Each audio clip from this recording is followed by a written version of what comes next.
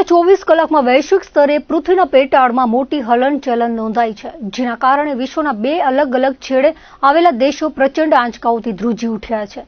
સૌપ્રથમ દક્ષિણ અમેરિકાના વેનેઝુએલામાં એક અત્યંત દુર્લભ ભૂસ્તરશાસ્ત્રીય ઘટના આકાર પામી છે, જેને વૈજ્ઞાનિકો અર્થક્વેક ડબલેટ એટલે કે બેવડો ભૂકંપ કહી રહ્યા છે. વેનેઝુએલામાં ગુરુવારે વહેલી સવારે માત્ર 39 સેકન્ડના ટૂંકા ગાળામાં બે મોટા ભૂકંપ આવ્યા હતા, જેમાં પહેલો આંચકો સાન ફેલિપ નજીક 7.2ની તીવ્રતાનો ફોરશોક હતો અને તે જમીનથી 20 કિલોમીટરની ઊંડાઈએ નોંધાયો હતો. આંચકાના કારણે પૃથ્વીના પેટાળમાં પેદા થયેલા તણાવને લીધે તરત જ તેની બાજુની ફોલ્ટ લાઇન સક્રિય થઈ ગઈ હતી. તેના પરિણામે માત્ર 39 સેકન્ડમાં યુમારેથી 28 કિલોમીટર દક્ષિણ પૂર્વમાં 7.5ની પ્રચંડ તીવ્રતાનો મુખ્ય ભૂકંપ આવ્યો હતો, જે જમીનથી માત્ર 10 કિલોમીટરની છીછરી ઊંડાઈએ હતો. આ વિનાશક બેવડો ભૂકંપ જમીનની ખૂબ જ નજીક હોવાના કારણે અત્યંત ઘાતક સાબિત થયો છે, જેમાં 22 માળ જેટલી ઊંચી ઇમારતો ધરાશાયી થવા સાથે 30થી વધુ લોકોના મોત નિપજ્યા છે અને 700થી વધુ લોકો ઘાયલ થયા હોવાના પ્રાથમિક તબક્કે અહેવાલો મળી રહ્યા છે. ભૂકંપ અંગે કચ્છ યુનિવર્સિટી જીઓલોજી ડિપાર્ટમેન્ટના જાણીતા ભૂસ્તરશાસ્ત્રી ડોક્ટર ગૌરવ ચૌહાણે જણાવ્યું હતું કે સામાન્ય નાગરિકો માટે એ સમજવું ખૂબ જ જરૂરી છે કે વેનેઝુએલા અને જાપાનના ભૂકંપ વચ્ચે સીધો કોઈ સંબંધ નથી. પૃથ્વીના નકશા પર આ બંને વિસ્તારો હજારો કિલોમીટર દૂર આવેલા છે અને બંને જગ્યાએ ભૂકંપ આવવા પાછળના વૈજ્ઞાનિક કારણો તદ્દન ભિન્ન છે. વેનેઝુએલાનો ભૂકંપ કેરેબિયન પ્લેટ અને સાઉથ અમેરિકન પ્લેટની સરહદ પર આવ્યો છે. અહીં બંને પ્લેટો સામસામે અથડાતી નથી, પરંતુ વાર્ષિક 20 મિલીમીટરની ઝડપે આડી દિશામાં એકબીજા સાથે ઘસાય છે, જેને વિજ્ઞાનની ભાષામાં સ્ટ્રાઇક સ્લિપ હલનચલન કહેવામાં આવે છે. પ્લેટોની આડી ઘસાતી ગતિને લીધે ત્યાં પૃથ્વીની સપાટીથી ખૂબ નજીક જોરદાર આંચકા આવ્યા અને ઓછી ઊંડાઈના કારણે ત્યાં મોટી તારાજી સર્જાઈ છે. ગુજરાત અને ખાસ કરીને કચ્છના સંદર્ભમાં વાત કરતા ડોક્ટર ગૌરવ ચૌહાણે સ્પષ્ટ કર્યું હતું કે આ વૈશ્વિક ભૂકંપો સાથે કચ્છને કોઈ જ લેવા દેવા નથી અને નાગરિકોએ ભયભીત થવાની કે અફવાઓ પર ધ્યાન આપવાની બિલકુલ જરૂર નથી. કચ્છના ભૂગર્ભીય ફોલ્ટની લાક્ષણિકતાઓ અને તેની હિસ્ટ્રી તદ્દન અલગ છે, તેમજ અહીં ભૂકંપ જનરેટ થવાનો સમયગાળો પણ વૈશ્વિક પ્લેટો કરતાં સાવ ભિન્ન છે. આથી વિશ્વના અન્ય દેશોની હલનચલનની કચ્છ પર કોઈ અસર થવાની નથી. કચ્છના નાગરિકોએ પણ અફવાઓથી દૂર રહીને માત્ર વૈજ્ઞાનિક સત્યને સ્વીકારવું જોઈએ, તેવું ડોક્ટર ચૌહાણે વધુમાં ઉમેર્યું હતું. 24 તારીખે પરોઢે 3 થી 4 વાગ્યાની વચ્ચે બે વિનાશક ભૂકંપ આવ્યા. એમાંથી એક જે ઇવેન્ટ થઈ જે વેનેઝુએલામાં, જેની અંદર જે બે ભૂકંપ આવ્યા ખાલી 40 સેકન્ડના ઇન્ટરવલમાં. પહેલો ભૂકંપ આશરે કંઈક સવારે 3:34 આવ્યો, એની તીવ્રતા 7.2 હતી અને એના પછી તરત જ 40 સેકન્ડ પછી બીજો ભૂકંપ આવ્યો, એની તીવ્રતા 7.5 હતી. ડબલ ભૂકંપ એક ભેગા આવે, એનો મતલબ કે પહેલો ભૂકંપને પ્રી શોક કહી શકાય. આજે ભૂકંપ આવ્યો અને એની અડધી કલાક પછી જ 4 વાગે વળી જાપાનમાં બીજો ભૂકંપ આવ્યો, જેની તીવ્રતા 6.9ની હતી. પણ એ જે બે ભૂકંપ છે એને એકબીજાથી લેવા દેવા છે પણ ખરા ને નથી પણ ખરા. કારણ કે જે વેનેઝુએલામાં જે બે ભૂકંપ આવ્યા એ જે કેરેબિયન પ્લેટ અને નોર્થ અમેરિકન પ્લેટની વચ્ચે બે પ્લેટ જ્યારે એકબીજાની સાથે ઘસડાઈને પસાર થાય, બરાબર, એને સ્ટ્રાઇક સ્લિપ પ્લેટ મુવમેન્ટ કહેવાય, એના કારણે આવ્યા હતા. અને જ્યારે સ્ટ્રાઇક સ્લિપ પ્લેટ મુવમેન્ટ થાય એટલે જે સ્ટ્રેસ રિલીઝ થાય ને એની ઊંડાઈ ઓછી હોય, 10 કિલોમીટર 20 કિલોમીટર હોય, એટલે જે અર્થક્વેકના એપિસેન્ટરની ઊંડાઈ ઓછી હોય એ વધુ ફીલ થાય, એટલા માટે વિનાશક સાબિત થઈ શકે. તો આપણે ખ્યાલ છે કે એઝ અ રિઝલ્ટ 30થી વધારે લોકો ત્યાં એક્સપાયર થયા, 700થી વધારે લોકો ત્યાં મતલબ ઇન્જર્ડ થયા અને 20થી ઉપર માળની બિલ્ડિંગો પડી. પણ ત્યાં ભૂકંપ આવે છે અને ત્યાં અવેરનેસ છે, કારણ કે આવા ને આવા ભૂકંપ, કારણ કે આપણો કચ્છનો ભૂકંપ હતો એ 7 મેગ્નિટ્યુડની આજુબાજુ હતો, બરાબર, પણ અહીંયા કેટલું મોટું 20,000 લોકો એમ કહે છે કે ત્યારે નાશ પામ્યા. પણ ત્યાં અવેરનેસ છે, ત્યાં કન્સ્ટ્રક્શન અર્થક્વેક પ્રૂફ છે. બીજો ભૂકંપ જે જાપાનમાં આવ્યો એ જાપાનથી થોડોક ઈસ્ટની અંદર આવ્યો, જ્યાં કને બે પ્લેટ આજુબાજુ નથી થતી પણ એક પ્લેટ બીજી પ્લેટની નીચે જાય છે. જે પેસિફિક પ્લેટ છે એ ઓખોત્સ પ્લેટની નીચે જાય છે, બરાબર, જેને સબડક્શન ઝોન કહેવાય. એ સબડક્શન ઝોનમાં આવ્યા અને એનું જે ભૂકંપ ઉત્પન્ન થયું 50 કિલોમીટર નીચે ઉત્પન્ન થયું, એટલા માટે એની અસર ઉપર ઓછી જોવા મળે છે. પણ એ ભૂકંપે પણ નુકસાન ન કર્યું એનું કારણ એ છે કે કોઈ સુનામી વેવ્સ પ્રોડ્યુસ ન થયા અને જાપાન આપણે જાણીએ છીએ કે ભૂકંપ વારંવાર આવે છે અને અર્થક્વેક પ્રૂફ સ્ટ્રક્ચર ત્યાં બનતા હોય છે.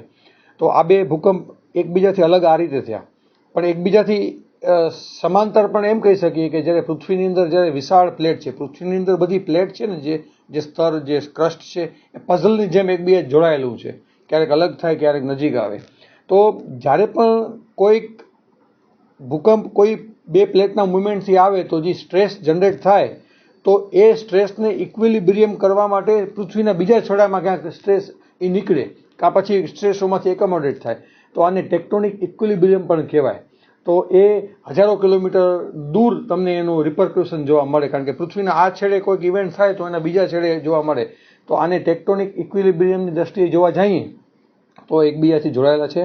રહી વાત કચ્છની, તો કચ્છને આ ભૂકંપથી કોઈ લેવા દેવા નથી. ત્યાં ભૂકંપ આવ્યા અને કચ્છમાં ભૂકંપ આવશે એમ પણ ન કહી શકાય, અને ત્યાં ભૂકંપ ના આવે અને કચ્છમાં ભૂકંપ નહીં આવે એમ પણ ન કહી શકાય, કારણ કે ત્યાંના ભૂકંપ છે એ ઇન્ટરપ્લેટ અર્થક્વેક છે, બે પ્લેટની વચ્ચેના અર્થક્વેક છે. મેં બોલ્યો ને કે કેરેબિયન પ્લેટ અને નોર્થ અમેરિકન પ્લેટ, જે વેનેઝુએલાનો અર્થક્વેક, અને જે પેસિફિક પ્લેટ અને જે ઓક્સોક પ્લેટ છે એ બે ઇન્ટરપ્લેટ અર્થક્વેક છે.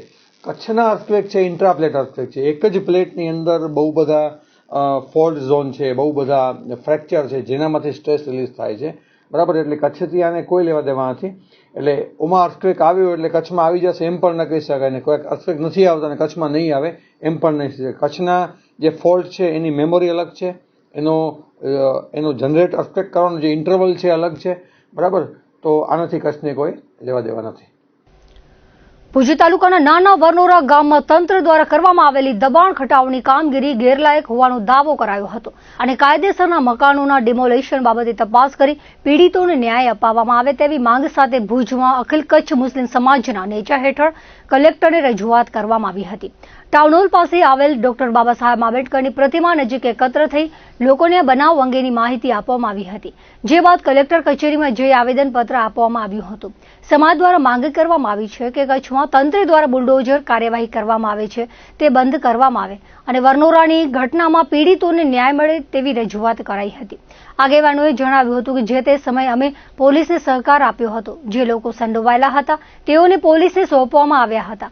પોલીસ અને તંત્રની કામગીરીમાં અમે સહકાર આપીએ છીએ, પરંતુ નિર્દોષ લોકોને દંડવામાં આવે તે યોગ્ય નથી. મુસ્લિમ સમાજની વિવિધ સંસ્થાઓ અને આગેવાનો અખિલ કચ્છ મુસ્લિમ સમાજના નેજા હેઠળ એકત્ર થઈને રજૂઆતમાં જોડાયા હતા. અમે મુસ્લિમ સમાજ કચ્છ તરફથી એક આવેદનપત્ર દેવા માટે આવ્યા હતા. જે આવેદનપત્રનું ખાસ મકસદ એ હતો કે હાલે પૂરા કચ્છના અંદર અને સાથે વરનોરા ગામના અંદર જે ડિમોલેશન કરવામાં આવ્યો, તે ડિમોલેશન ને દબાણ તરીકે બતાવવામાં આવ્યો પૂરા કચ્છના અંદર, પણ હકીકત આ ના હતી. નિર્દોષ લોકોના કાયદેસરના મકાન કચ્છ વહીવટ તંત્રે તાનાશાહી રૂપે, જે અંગ્રેજ લોકોએ કામ ન કરે એવા રીતે તોડી પાડવામાં આવ્યા હતા. જે 9 મકાન વહીવટ તંત્રે તોડ્યા હતા, તમામના ગાગરો છે, તમામની લાલ બુકો છે, વેરાઓ છે, પોચો છે, લાઇટ બિલ છે, ખોટી રીતે ટીડીઓ, ડીડીઓ અને પોલીસ 3ની મિલી ભગતથી આ મકાનો તોડવામાં આવ્યા હતા. અમે તમામ ડોક્યુમેન્ટ અને નોટિસો દીધી છે કલેક્ટર સાહેબને, એટલે જરૂર પડશે તો હજી પણ આપશું, પણ ખોટી રીતે નિર્દોષ માણસોના મકાન તોડવા જો કરવામાં આવશે તો કચ્છ મુસ્લિમ સમાજ થાકી નહીં લે. અને જેવી રીતે કચ્છ મુસ્લિમ સમાજના આગેવાનોએ આહવાન કર્યો, એવી રીતે અમે કચ્છ मुस्लिम समाज जेल भरो आंदोलन નું आह्वान करसूं। वरनोरा और कच्छ में जो डिमोलिशन किए जा रहे हैं, खासतौर पर मुसलमानों के घर, मुसलमानों की दुकानें और मुसलमानों के धार्मिक स्थलों को जिस तरह से तोड़ा जा रहा है, उसके खिलाफ पूरे कच्छ के मुस्लिम समाज ने आज यहाँ पर एक प्रदर्शन किया और कलेक्टर से मिले। कलेक्टर ने कहा कि किसी भी दबाण को जायज नहीं ठहराया जा सकता। हमने कहा कि कच्छ में एशिया का सबसे बड़ा घास चारे का मैदान था, कौन खा गया उस घास चारे के मैदान को? आप उसको निकालिए। अगर आप उसके दबाणों को खाली कराते हैं तो हमें ये तसल्ली होगी कि आप वाकई में अतिक्रमण हटाने का अभियान चला रहे हैं। अगर ये आप नहीं हटाते हैं तो ये माना जाएगा कि प्रशासन जानबूझकर राजकीय इशारे पर मुसलमानों को परेशान करने के लिए मुसलमानों की संपत्तियों को तोड़ रहा है। और इसके लिए कच्छ मुस्लिम समाज के तमाम आगेवानों ने ये तय किया है कि अगर हमारे इस आवेदन पर कोई योग्य कार्रवाई नहीं की गई तो हम लोग जेल भरो आंदोलन करेंगे और लाखों की तादाद में कच्छ की जेलों को, गुजरात की जेलों को भरने का काम हम कच्छ मुस्लिम समाज के આગેવાનો કે આહવાન પર પૂરે ગુજરાતમાં કરેંગે। અમારા ગામમાં જે ડેમોલેશન થયું છે, 9 મકાનો પાડી દીધા છે, 21 દુકાનો ઉપર હતી એ લોકો પાડી દીધી છે।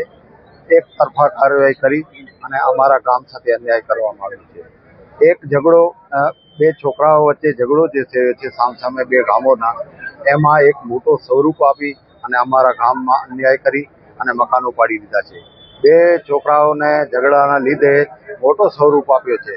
જ્યાં રાયધનપુર અને વરનોરા બે પાડોશી ગામ છે, અમારા રિલેશન છે સારા. અમારી જે કંટ્રોલ જે અમે કહીએ આપણે જે સસ્તા અનાજની જે દુકાન છે તે રાયધનપુરમાં છે અને એ લોકોની ખેતીવાડી અમે સાથે કરીએ છીએ. કોઈ પણ જાતનો અમારે અંદરો અંદર કોઈ પણ ઝઘડો પહેલાથી છે નહીં. બહારથી આવેલી સંસ્થાઓ રાયધનપુર ગામમાં આવીને ધામા નાખીને બેસી ગયા અને અમારા ગામને જે ચિત્ર આપણા સમાજની કે દેશની સામે જે રજૂ કર્યો છે એ આતંકવાદી છે, જિહાદી લોકો છે, એવા શબ્દો ઉચ્ચાર્યા છે અમારા ગામ વિરુદ્ધ. અમારું ગામ એક ખેતી પ્રધાન ગામ છે. અમારું ગામ પશુપાલક સાથે પણ જોડાયેલું છે, ટ્રાન્સપોર્ટનો ધંધો પણ કરે છે. ગામ હોય છે એમાં બધા સારા નથી હોતા, ઘણા ગાંઠિયા ખરાબ માણસો હોય છે, જેના લીધે ગામની છબી ખરાબ કરે છે અને એ પણ સારી વાત નથી. અમે કોઈ ગુનેગારને સાથ આપ્યો નથી અને મહેરબાની કરીને અમારા ગામને બદનામ કરવાનું બંધ કરી. જો અમારી રજૂઆત ન સાંભળવામાં આવે, જો અમારા ધાર્મિક સ્થાનો ઉપર આવી જ રીતે કાર્યવાહી કરવામાં આવશે તો અમારી લાગણીઓ અને અમારી ભાવનાઓને ઠેસ પહોંચે છે. અમને રાત્રે સૂઈ નથી શકતા આ જે કાર્યવાહીઓ થાય છે ત્યારે. એના કરતા તો અમે જીવી રહ્યા છીએ, એ જીવીએ જ નહીં. અને કચ્છના વહીવટી તંત્રને એ શબ્દોમાં કહી દીધું છે કે જો આવી જ કાર્યવાહીઓ કરી હોય તો અમારું કઈ જીવવાનું પણ અર્થ નથી. અમે તમામ તૈયાર છીએ, તમે જેલમાં ભરી દો અમે બધાને. અમે બધા તૈયાર છીએ. એક એકને તમે કરી અને સિલેક્ટિવ કાર્યવાહી કરશો. તમે કયો આપણે કચ્છનું વિકાસી છીએ. અમારો વિશ્વાસ છે સમય કદી કોઈનું એક નથી રહ્યું. ચાહે તમામ આક્રમણકારીઓ ગુજરાતમાં આવ્યા હોય કે દેશમાં આવ્યા હોય, આ સમય બદલાવશે. અને જો તમે પણ એ કર્મને માનતા હો તો એ કર્મને માનજો કે ખોટું કરશો તો ભોગવવું પડશે. અને હું કલેક્ટર સાહેબને પણ અહીંથી કહીશ કે કોઈકના મોહરા બનીને આવું કાર્ય ન કરજો, મહેરબાની કરીને. કે આ સરકાર છે, આ સરકાર છે અને એવા ભૂતકાળમાં આવી ગયા છે તત્કાલીન કલેક્ટર જે જેલોની હવા કાઢી રહ્યા છે ત્યારે સરકાર હાથ ઊંચા કરી લેશે. એટલે કાયદાકીય કાર્યવાહીમાં કોઈ પણ આપ ન ભોગ બનો. 30 તારીખના અમારા જે સ્ટે હતા એની ઉપર પણ હાઈકોર્ટે બોલાવ્યું છે. મહેરબાની કરી મારી તંત્ર પાસે એક જ વિનંતી છે કે સિલેક્ટિવ કાર્યવાહીને મૂકો અને મુસ્લિમ સમાજને ટાર્ગેટ કરવાનું મૂકો. માંડવીમાં ફોરેસ્ટ ઓફિસથી સુમતીનાથ કોમ્પ્લેક્સ સુધી નવા બની રહેલા ડામર રોડ પ્રમુખ વર્ષાબેન જોશી, કારોબારી ચેરમેન વિજય ગઢવી, બાંધકામ chairperson Jasuben Halai, APMC director Mahesh Bharati Goswami, સદસ્ય જયશ્રીબેન મુછડિયા અને જ્યોત્સનાબેન સિંઘાણી, યુવા ભાજપ ઉપપ્રમુખ યશ નંદાએ કામગીરીનું નિરીક્ષણ કર્યું હતું અને નગરપાલિકાના ઇજનેર હરપાલ ગઢવી, હિતેશ મુછડિયા, હરેશ ગઢવીને ગુણવત્તા બાબતે જરૂરી સૂચનો આપ્યા હતા. મુન્દ્રામાં 6 વર્ષનો એક બાળક રડતો એક મહિલાને મળી આવ્યો હતો અને એ મહિલા બાળકને ઘનશ્યામ પાર્કના હનુમાનજીના મંદિરે લઈ આવ્યા હતા. બાદમાં મંદિરના પૂજારી વિજયનાથ બાબાજીએ સુધરાઈને કાઉન્સિલર અને પાટીદાર સમાજના યુવા અગ્રણી પ્રકાશ પાટીદારને જાણ કરી હતી અને સોશિયલ મીડિયામાં બાળકનો ફોટો વાયરલ થયો હતો. બાદમાં પ્રકાશભાઈ મુન્દ્રાની જનસેવાનો સંપર્ક સાધતા મુન્દ્રા પોલીસ મથકે બાળકને લઈ જવાયો હતો. મુન્દ્રા પોલીસ મથકના પીઆઈ એસએમ રાણાના માર્ગદર્શન હેઠળ પીએસઆઈ અને ટ્રાફિક વિભાગના કર્મચારીઓની હાજરીમાં બાળકને પિતા સાથે મિલન કરાવવામાં આવ્યું હતું. આ બાળકનું નામ રુદ્રા શૈલેષ કંદોઈ હોવાનું જાણવા મળ્યું હતું અને મંદિર નજીક આવેલ સ્વાધ્યાય કેન્દ્ર પાસે રમતા રમતા પહોંચ્યો હતો. પિતા પુત્રનું મિલન થતા ખુશીની લાગણી ફેલાઈ હતી. તો દર્શક મિત્રો હતા અત્યાર સુધીના કચ્છ ઉદય ટીવી સમાચાર. ફરી મળીશું નવા સમાચારો સાથે, નવી અપડેટ સાથે. ત્યાં સુધી મને રજા આપશો. નમસ્કાર.